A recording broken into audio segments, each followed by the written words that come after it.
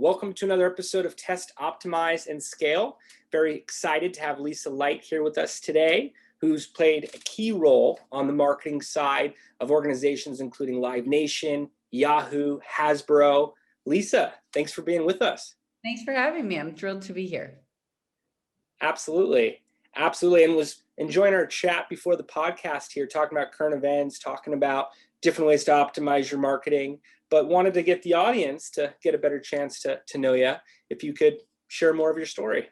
Sure. I've been in California. I grew up in Milwaukee. I've been in California my whole adult life and started my career at Mattel as a marketing intern, actually, which is where I fell in love with marketing and Mattel.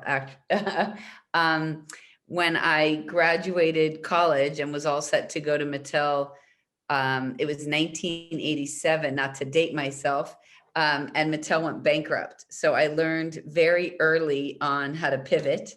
I went into a banking management training program. I figured everyone needs to know numbers. So I went through that program for 2 years before going back to business school and then joined Mattel. So I spent the first 6 years postgraduate school in brand management. Many people call me the Barbie lady. I worked on Barbie most of my 6 years at Mattel, and then went to 20th Century Fox, where my dream was to work in theatrical marketing. And I spent 10 years there. I say from Titanic to the Simpsons movie is the way to frame my tenure at Fox. After leading the marketing campaign for the Simpsons movie, I basically made a deal with myself. And I thought, if my scope of work doesn't change after that movie, if the movie opens and my responsibilities don't expand, it's time for me to expand and not get too comfortable. And that summer was the same summer. It was summer 2007 that the Transformers movie came out, which was the first entertainment property based on Hasbro IP. And so that movie came out to tremendous success. And that proved the thesis or the hypothesis that Brian Goldner, the CEO of Hasbro, had, which is let's start to tell the stories behind all the IP in our brands. And so they hired me to build their entertainment division and run their licensing team. And I was there for 4 years, and we did a movie deal with Universal. We did a TV deal with Discovery and bought 51% of Discovery Kids. We started Hasbro Studios, built that team. I put together the team behind My Little Pony, which I'm very proud of. It's been their most successful show to date. And then I spent my last year at Hasbro doing marketing partnerships.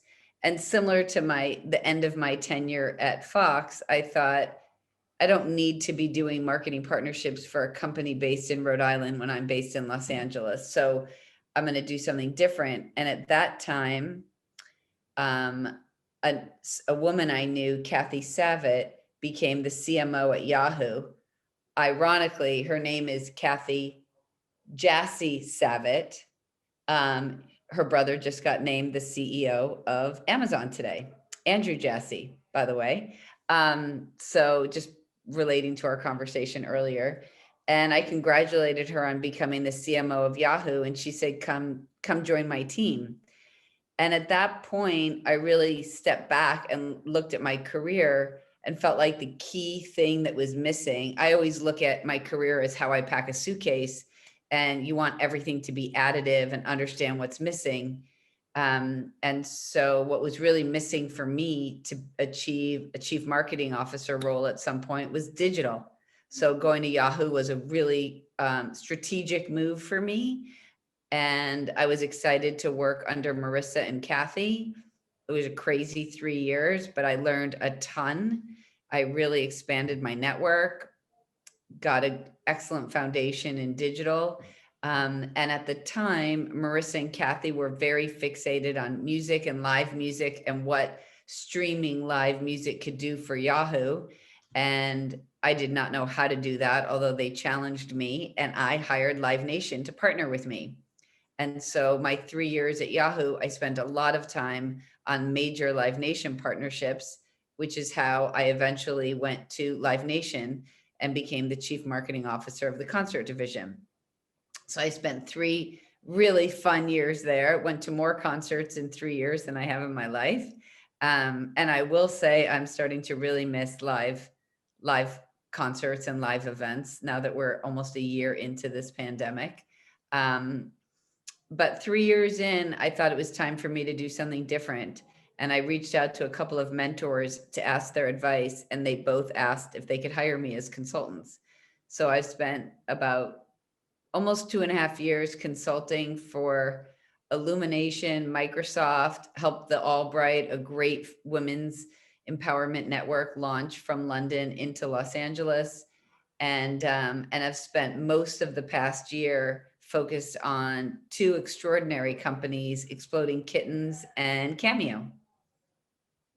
Very nice. Talk about a well-packed suitcase to your analogy. I like to say I've sat on all sides of the marketing table, client, ad tech partner, and agency, but you've really been in the full spectrum of different industries there and have so many questions that come to mind. And dating back to experiences with Mattel and some other ad campaign conversations I had. But looking at your experience in theatrical, looking at your experience in Mattel itself and other types of products in that category, how are the differences from the traditional channels to your later transition to digital? How did that play an impact? And I imagine it took years to really get in the groove of traditional, then trying to take those tactics and move them to another medium. What was that process like for you? Look, one of my favorite things about where we stand today with marketing is you can actually measure it. Mm-hmm. And that was never the case before. And before, it was, especially in theatrical, it was, this movie has to open no matter what. So we'd have a budget, and then 2 weeks before the movie was coming out, we would just throw literally millions of dollars on TV and outdoor, because no one cared about the budget. Everyone cared about the filmmaker's ego and the talent's ego, and we wanted them to work with us again. So I wouldn't say it was the most strategic. And what I love now is we can measure everything. Mm. And you can really track who are your customers, where are they coming from, how are they hearing about you, what channels are converting, what aren't, in real time. And that's revolutionary as a marketer. And I say every month, every quarter, the world is changing in marketing, and you really need to stay on top of what's working and what's not. Absolutely. And what type of metrics were you looking at if we were talking Titanic or Transformers, or, nothing project specific that you can't share, of course, but what were the key performance indicators? I mean, for home video, it was sales across, we would get updates from the retailers on what was selling and what wasn't. Mm. And so we know, well, the TV campaign started and the product's flying off the shelf, and it was Titanic. Like, that wasn't that hard. With theatrical, by the first weekend box office what the movie's going to do in its lifetime. So if you need to keep putting money into it, although, I mean, I will say Titanic was one of those anomalies that grew over time, whereas most go down over time. But that's really dating myself. Just thinking, and then at Hasbro, again, we got metrics from the retailers of what was working and what wasn't. Yeah. Retailers had enormous power in those days over what you were advertising, how much you were spending, because that would determine how much retail support they were going to give. Mm-hmm. I mean, that still may be the case. I'm just out of that world a little bit more now. Sure. And I've heard similar formulas today. I don't want to date myself too much, but I remember my family booking tickets for Titanic, and we had to wait. It wasn't easy to get to in Valencia and Los Angeles, in the suburbs of Los Angeles, California back then. But I remember how successful it was. And on a campaign like that, how are you able to attribute performance to a given channel? Is it basically, hey, marketing worked, advertising worked, here's where ticket sales are at? Correct. Yeah. Yeah. Okay. We did have a term that we used at Fox under Tom Rothman, which I really loved, which was, especially for what I did, which was partnership marketing. It was, how do we penetrate the culture with this? Mm-hmm. So, you know, some things we did with The Simpsons is we got 7-Eleven to become Quickie Mart in celebration of the Simpsons movie. And so that penetrated the culture. That was on the news all over the world that we did that. And the truth is, we converted 11 7-Elevens, and there are thousands, but those 11 were strategically placed. And, you know, the news, fortunately, it was a time when the news wasn't quite what it's like today. So there wasn't that much going on, where they covered it every day up until the launch of the movie. So creating programs that penetrated the culture were super fun and challenging. We got Burger King to create a Simpsonize Me campaign. And that was that, like, you would upload your picture to burgerking.com and out would come you as a Simpsons character. So those were the kind of things that really stood out. Fantastic Four, we did a incredible program with this little online retailer that sold books in 2005 called Amazon. And everyone thought I was crazy to do a movie promotion with this online retailer. But it was super successful. Out of the box at that time. I like it. And I remember these campaigns firsthand. I remember the 7-Eleven and the product line. And there was a huge wait to get inside to these stores. Wait, yep. It was What awesome. a huge activation. And what's the process like to put that type of partnership together? I always talk about how strategic partnerships have produced results that, you know, surpass what we would typically see from media buying or from more consistent, predictable channels. They can take a long time to put together, though. What does the process for a deal like that consist of? You're bringing back some very challenging memories, but it's a great one to share that I kind of forgot about until now, which was we were so excited that we got 7-Eleven to become Quickie Mart. And we had a meeting with Matt Groening, Jim Brooks, the whole team. And I was so excited. And this happened with 7-Eleven, and it happened with the Simpsonizer at Burger King, where they called the program off in the meeting with the partner because they didn't like the creative.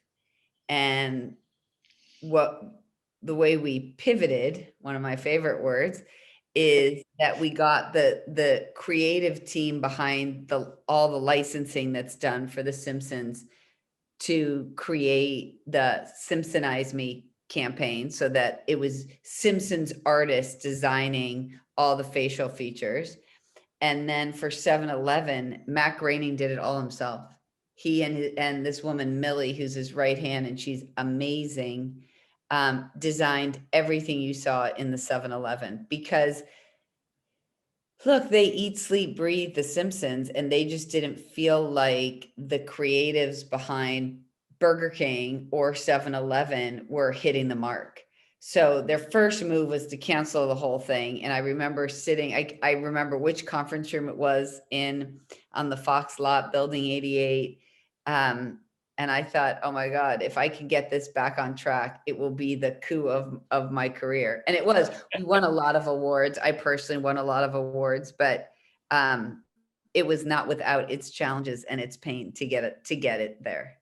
I bet. I've been in some tough art department creative conversations that had similar timelines to that, but never with the creator, producer of a major license, major product, major show of that magnitude. And is that happening 12 months out, 24 months out? Is it a 3-month type run? Yeah.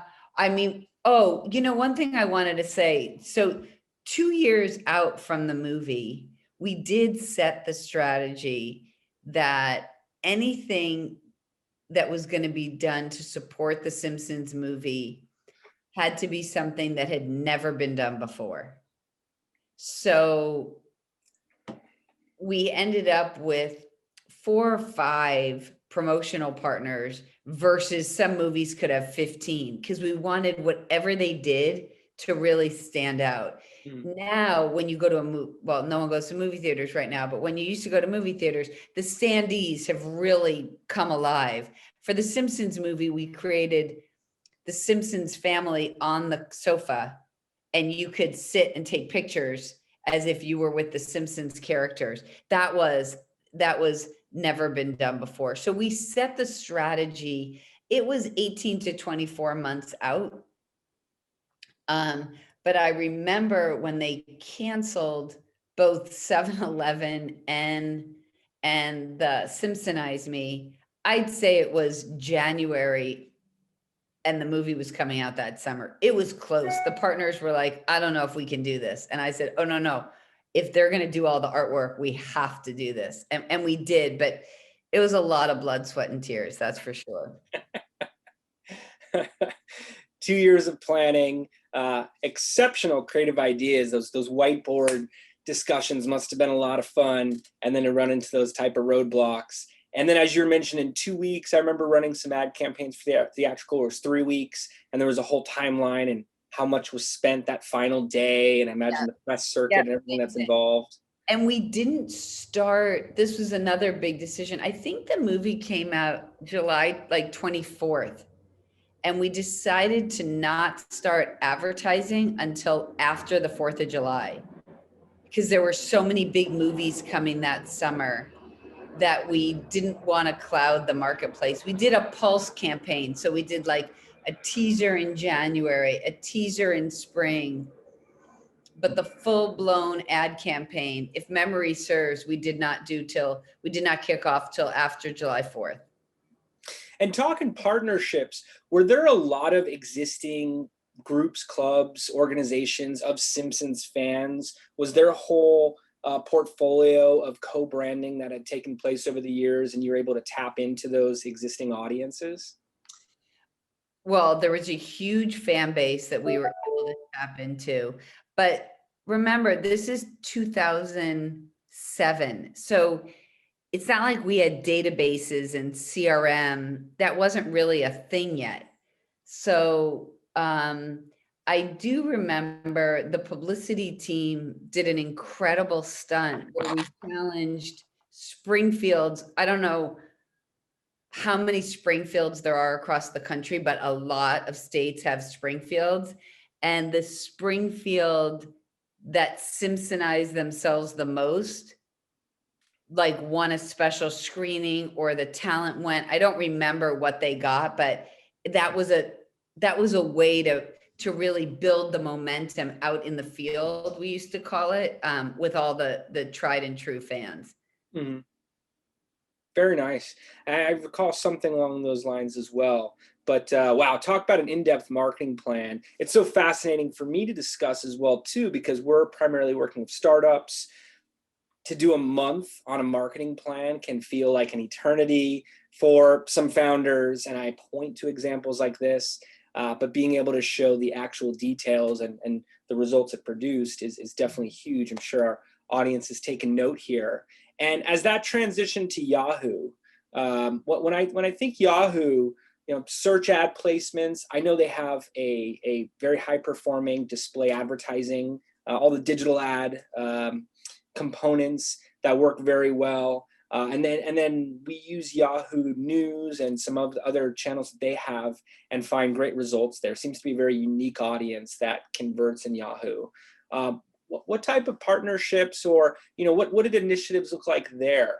How did that change up entering into digital type partnerships? Yeah, it's a great question. One of Marissa's philosophies, for better or for worse, was we have this huge audience that comes to Yahoo every single day.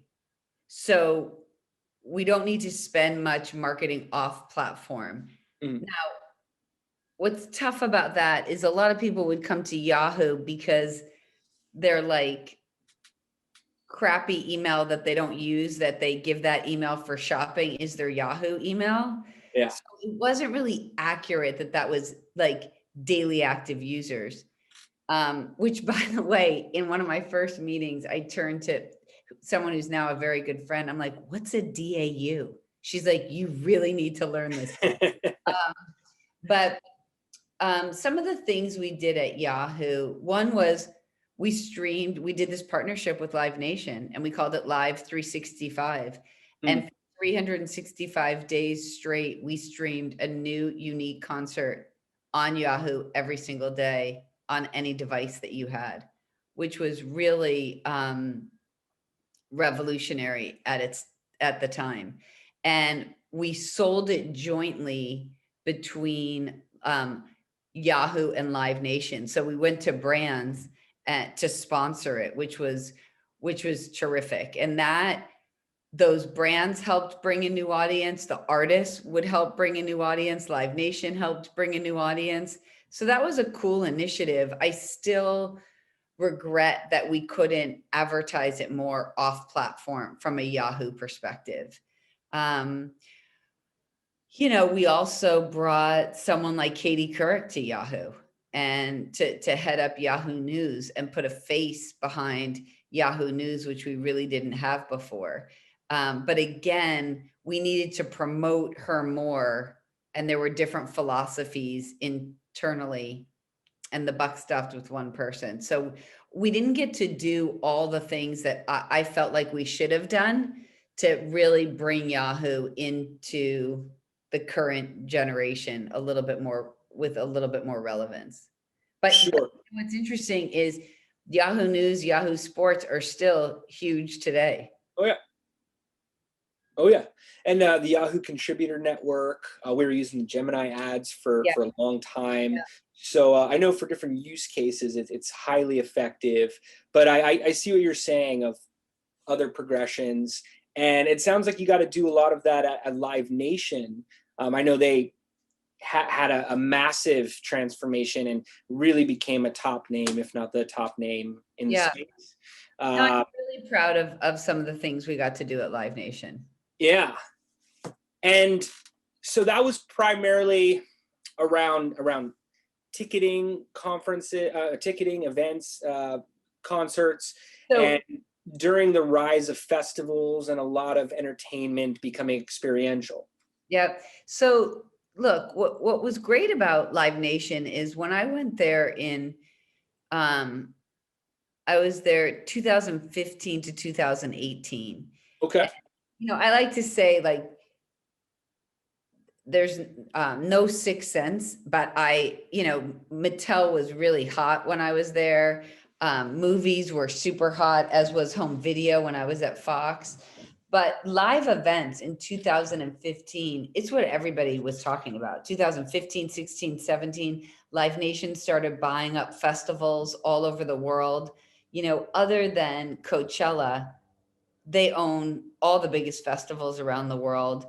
Our concert business was soaring.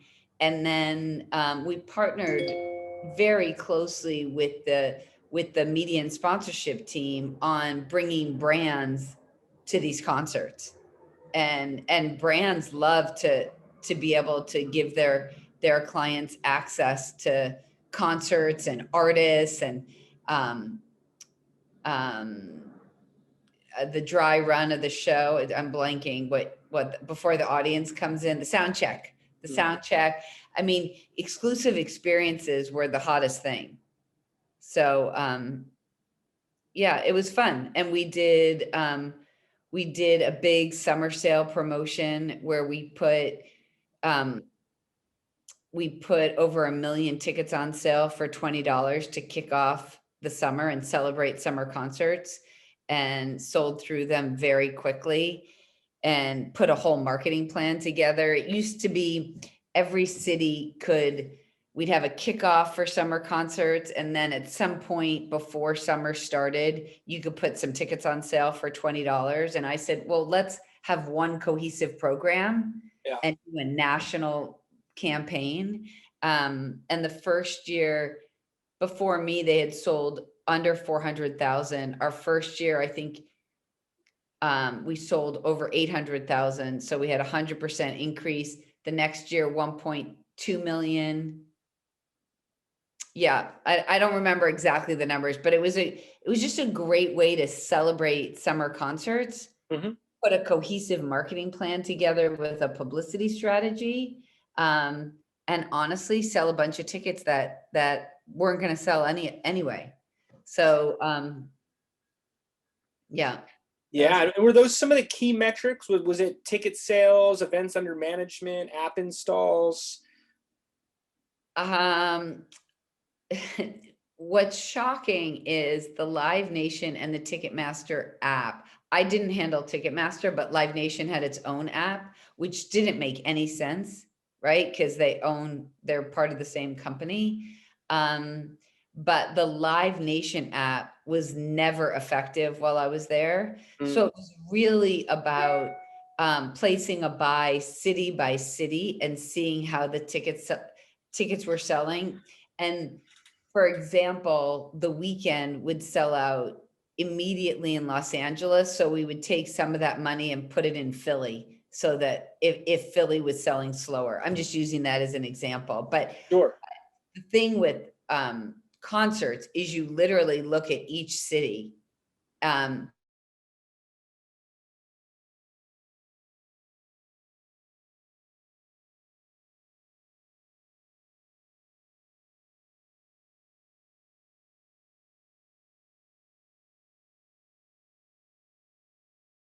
Easier conversions in one spot, so you're able to reallocate funds to another and have better traction across the whole grid. That's definitely fascinating. Yeah. And I remember there was one artist who shall go unnamed, and I was like, how'd they sell out in all these cities but not in New York? But he no-showed at a huge festival in New York, and his fans were pissed. Ooh. So it's don't forget that. I thought, how are we ever going to be strategic if I'm dealing with that kind of stuff? But that's the live music business. Sure. And getting a history for it, knowing, hey, this happened before, we should do something to address it. Yeah. And I imagine that segued perfectly to you for Cameo. I heard something about personalized experiences there. I got a birthday message from Tony Hawk that family had set up for me. He was going through a hand injury at the same time as me. And I really see entertainment going further in that direction. Yeah. Look, I think the personalized fan connection is a very enticing, exciting way to go. And Cameo is uniquely suited to take that to the next level. I mean, what they have done and the growth that they have seen throughout this pandemic year has been explosive. And, it's a platform which is so unique because you have fans and the audience. And so we need to understand what they want. Then you have all this talent, and you need to understand what's working for them and what entices them to keep going and keep staying on the platform. And then how do we bring more talent to the platform? I think they have over 40,000 people right now. But then consumers want to share it. So you don't have to do that much marketing as long as the product is worth sharing. And I was saying the other day, one of the things that's so interesting about marketing for Cameo is we don't control the product. We just control the vehicle to help you buy cameos and make it happen. But if talent's having a bad day and your cameo is mediocre, you're not going to want to share it. And we rely on talent posting about that they're on Cameo, and then fans loving it so much that they share it. Yeah, I see friends share them on a daily basis. I know it's available for brands now, and there's ways you can use the video to promote in different fashions, and some of the rules around that replaces influencer campaigns in many capacities and just simplifies it with that vehicle. It's going to be really exciting to see where it goes as a whole, and have that personal connection with the artist themselves. Yeah, it's really cool. Yeah. And they're fun to buy. I don't know if you've bought one yet, but I highly recommend it. It's fun. It's fun to put the whole thing together. It's super easy. Yeah, I've been a part of a purchase with a friend. There's another agency owner. He was actually on the podcast, and he'll send difficult messages at times through a celebrity on Cameo, and it kind of lightens the mood. And I thought it was such a great use of Someone did a breakup. Really? Yeah, it was very funny. That went viral. Yeah. That's definitely shareable content right there. And, when you're coming into a new brand or a new quarter and you're trying to figure out, hey, what are the goals? How do I want to get there?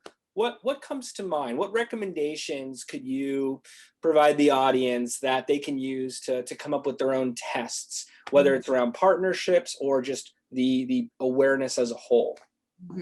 So look, I think Exploding Kittens is a company I've worked with for a while. It's a great game company. If you don't have the game, I highly recommend it. But they have many games: Throw Throw Burrito, Poetry for Neanderthals. But we launched a campaign this summer, and I'll share a little bit about it because the message here is tracking, metrics, and look at them twice a week. So we launched a campaign, and Facebook took off, Instagram took off, and Twitter was just dead. Nothing was converting. And so we knew that 48 hours in. And so we just shut off Twitter from a paid standpoint, left it on organic, and converted that to Facebook, which was converting very significantly. And so you can do all the planning in the world, but it's not plan it, set it, and leave it. You have to really pay attention or hire someone who,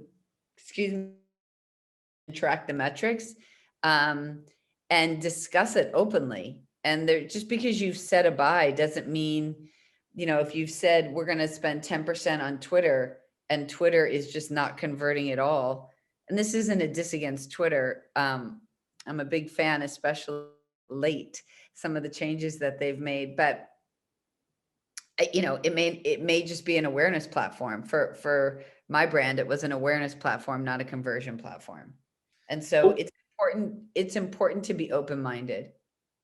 Absolutely. And always that balance between awareness versus direct response. We've seen that. I was just mentioning influencers, where some excellent media value to getting it out there, but then when we look at the analytics for the conversions, it's just not there.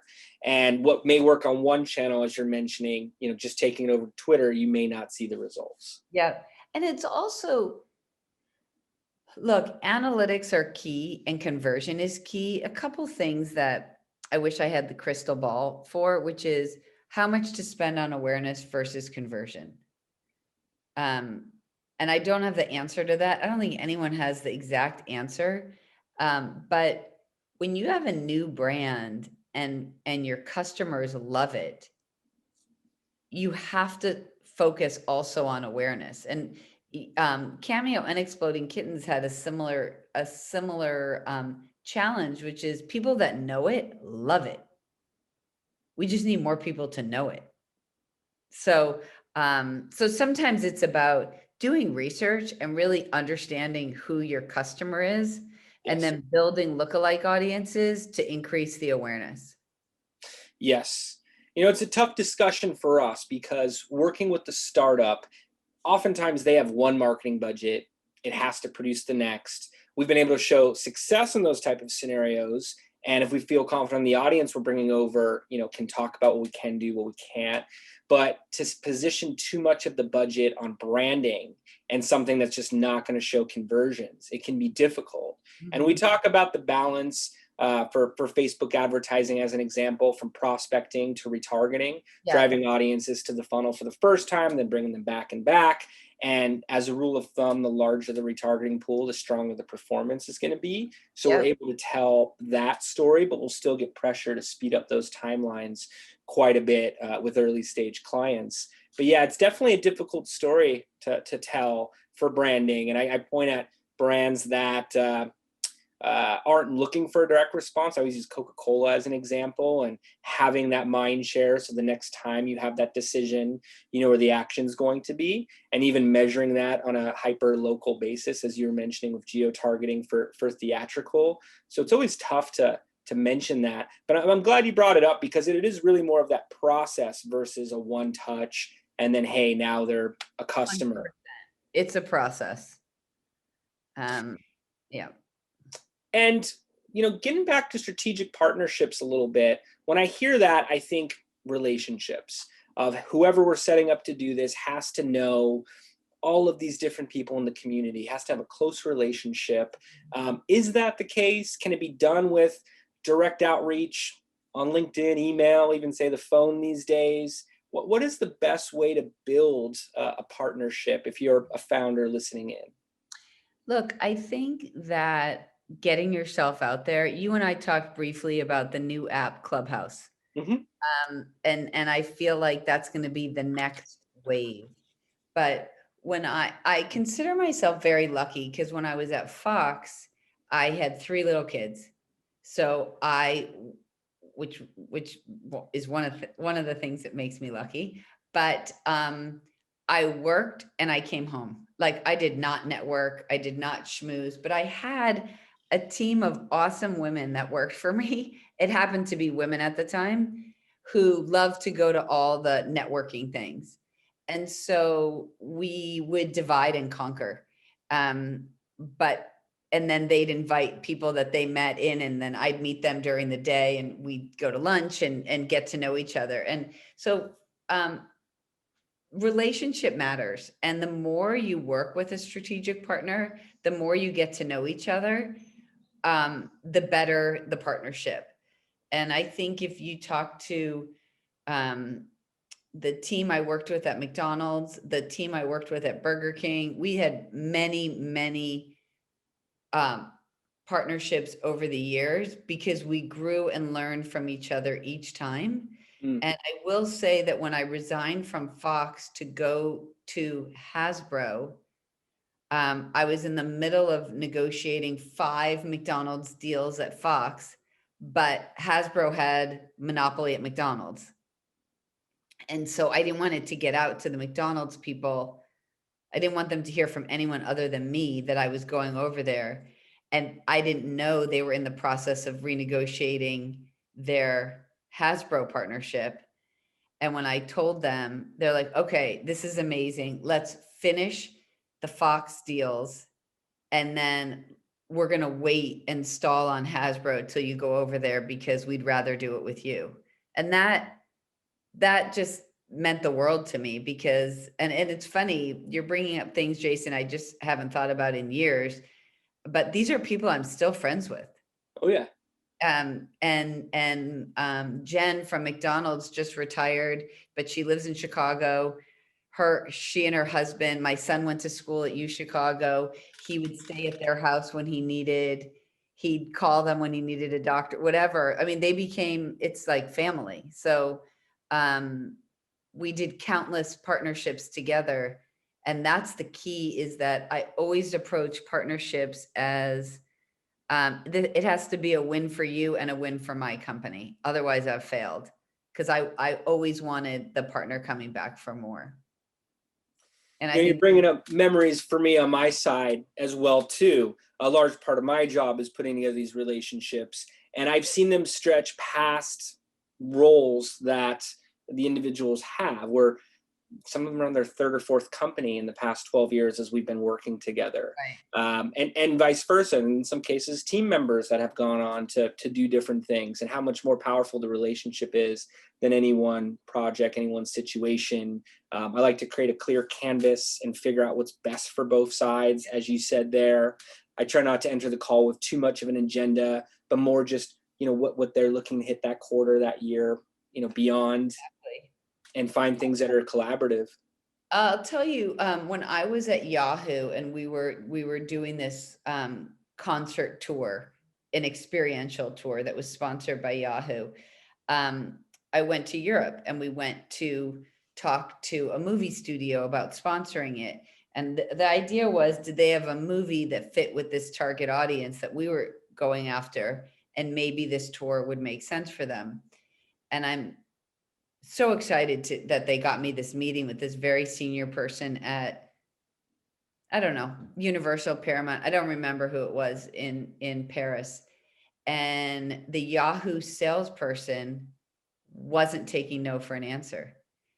And the executive was super clear, like, I love what you're doing, but we don't have any movies this summer that align with the audience. And the answer then is, thank you for your time. I'm glad you like the idea. We'll find something, at some point we'll work together.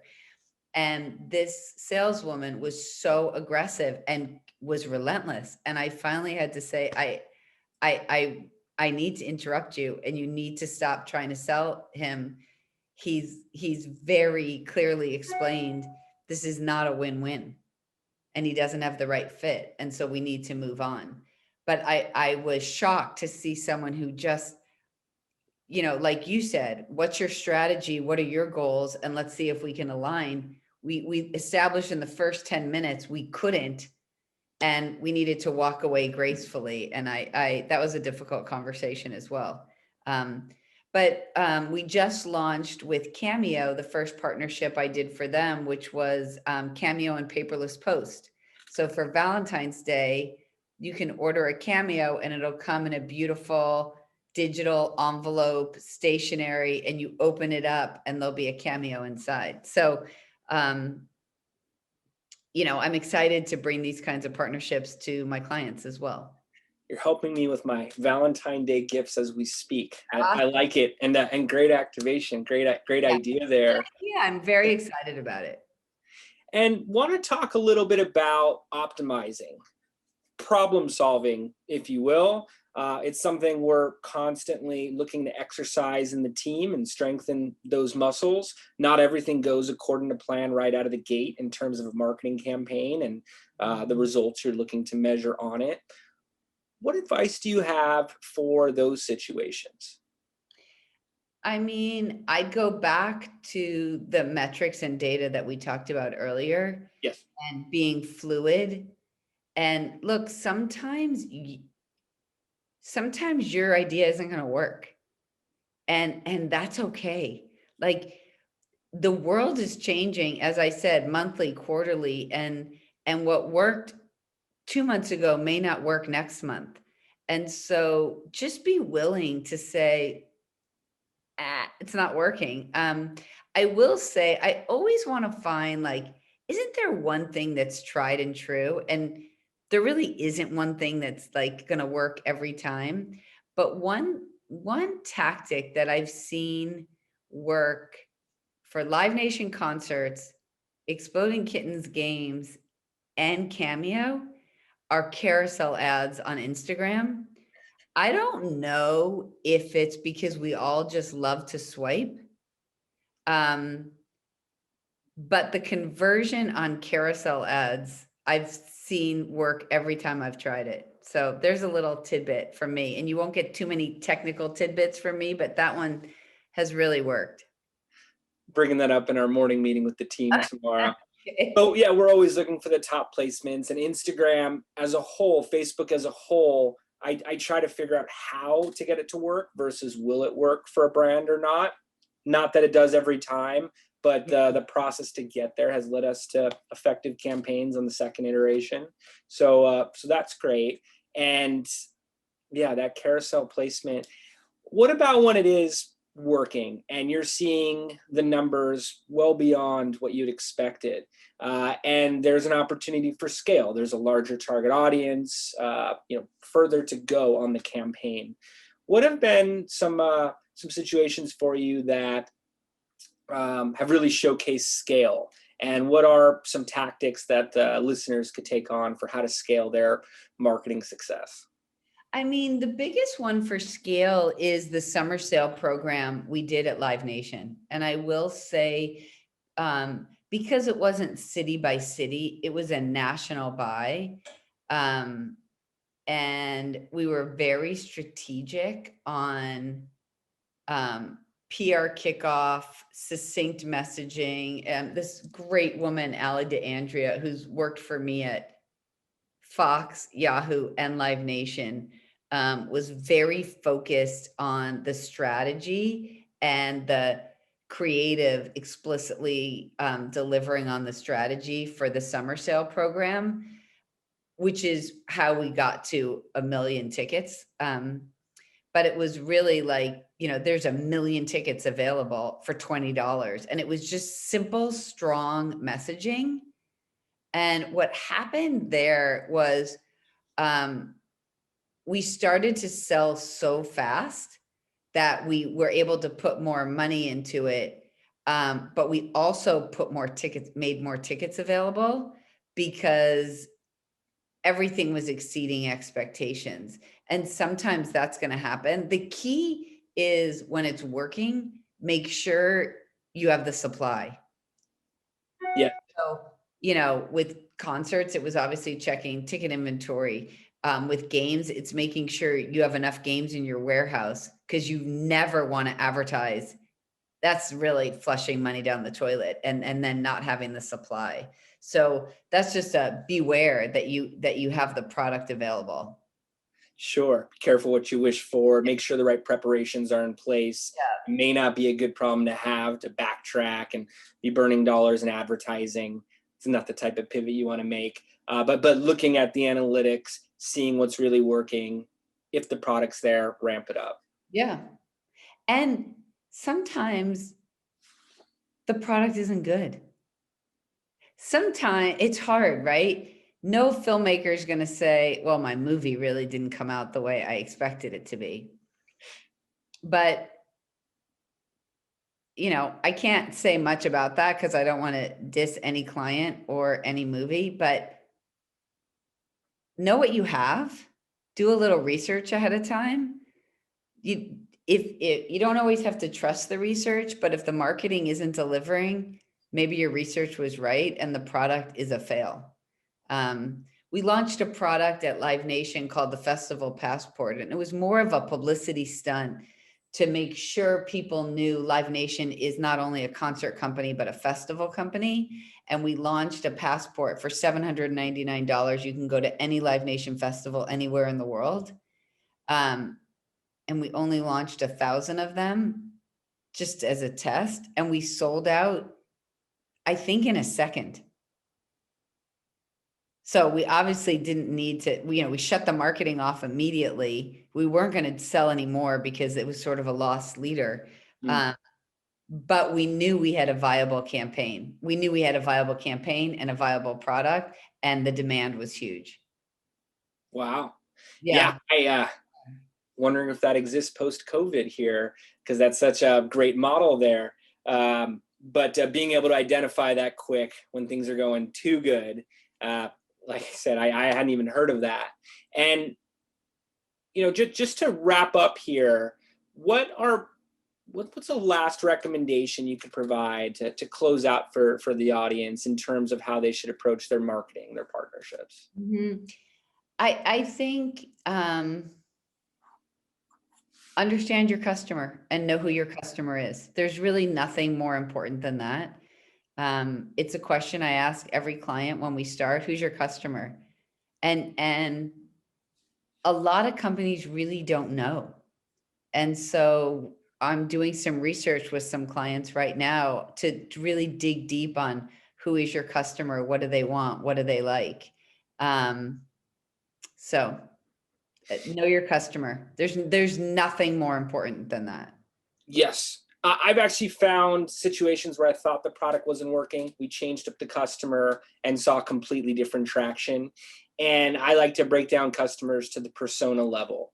So what would Steve do on the weekends? Yeah. Where does Kristen get her information from? What Yeah. sites does she visit online? It Yeah. resonates that much further once we get to creative. Yeah. What do they watch? Yeah.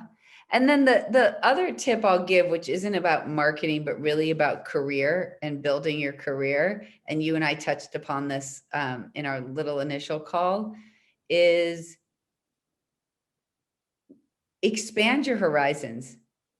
You know, there's so many people who have been in movie marketing for 25 years and now don't know what to do because they have one skill. And when you're super successful in one area, it's scary to push yourself and try something new. But when you push yourself and try something new and succeed, it is the greatest feeling in the world.